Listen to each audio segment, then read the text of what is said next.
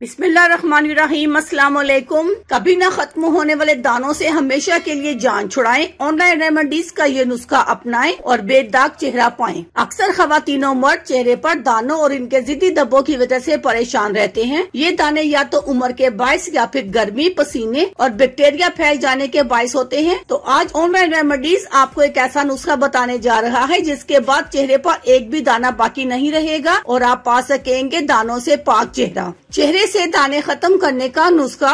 100 ml सेब का सिरका लें, यानी 100 ml सेब का सिरका लें। इसमें एक चुटकी हम हल्दी शामिल कर लें। अब इसमें एक नींबू का रस शामिल करें। अब इस महलूल को अच्छी तरह से मिक्स करें, फिर इसे किसी खाली स्प्रे बोतल में भरकर रख लें।